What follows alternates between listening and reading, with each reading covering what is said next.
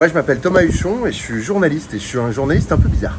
Je suis un journaliste qui ne s'intéresse pas tant aux vrais complots qu'aux théories du complot. Donc à tout ce qui est la désinformation qui circule sur les réseaux sociaux. Et donc, on est venu ici pour faire une activité un peu spéciale, un atelier, pour essayer de pousser les élèves à développer leur esprit critique, à muscler un peu leur capacité à réagir à ces mensonges. La recherche sur le J'entends en passant près des tables et on me fait remonter un petit peu l'information que vous vous dites mais c'est pas crédible, personne va y croire. On sait où on est là. On est dans une séance sur les théories du complot dans laquelle on va inventer des mensonges. Personne ne va croire à nos histoires. L'objectif, c'est pas qu'on y croit. L'objectif, c'est que vous captiez notre attention quand vous allez la raconter jusqu'au bout. Et que vous compreniez la mécanique qui permet de faire en sorte que, au lieu de dire attends, il me dit n'importe quoi, on va se dire attends, j'ai vachement envie de savoir comment est-ce que Cardi B s'attaque à Madeline Klein en utilisant un Booking. Voilà. On utilise des éléments de pop culture qui leur plaisent bien. Donc leur chanteur préféré s'attaque à leur youtubeur préféré en utilisant un crayon 4 couleurs. C'est un peu le Cluedo de la lutte contre les théories du complot. Et donc ils ont 2 heures pour travailler et pour écrire une histoire totalement imaginaire. Et ensuite ils vont la présenter devant tout le monde et on va décrypter tout ça. Passe-partout s'attaque à Aya Nakamura avec une trottinette. Silence. Hop. Bonjour et bienvenue dans le journal de 20h des Flamboyants. Flash info.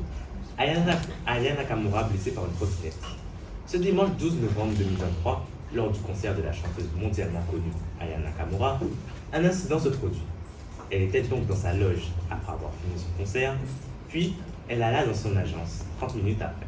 Ce que j'ai beaucoup aimé là, c'est que en fait c'était, vous voyez leur histoire, elle était très factuelle.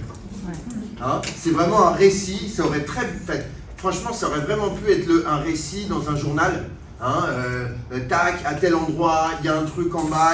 L'idée de cet exercice, c'est que on ne pourra jamais savoir tout et se prémunir de tous les mensonges parce que notre connaissance, elle est limitée. Par contre, ce qu'on peut développer, c'est notre esprit critique, notre capacité à détecter ces mensonges, justement. Bonjour, donc je m'appelle Laetitia Boulom-Kilégian, je travaille à Réseau Canopé Guadeloupe et on a organisé en fait cette semaine d'intervention de Thomas Huchon, donc, qui est journaliste d'investigation, spécialiste des fake news, et ça a été rendu possible par 2 sources de financement. Donc la première, le ministère de la Culture a accordé une subvention à l'association Cospi Hunter de Thomas Huchon, et d'autre part, nous sommes Réseau Canopé et l'Académie de Guadeloupe engagés dans un projet national qui s'appelle TNE, Territoire numérique éducatif, donc avec 3 volets, le volet matériel, le volet ressources et le volet formation. Donc l'EMI, l'éducation aux médias et à l'information, fait partie des thématiques phares en fait des TNE. Donc c'est pour cela que nous avons organisé pour le collège de Morne-à-l'Eau une formation pour les enseignants. Et donc 13 enseignants ont pu participer à la formation et l'animation classe toute la journée donc pour des classes de 3e, de l'accordé de la réussite et option Sciences Po.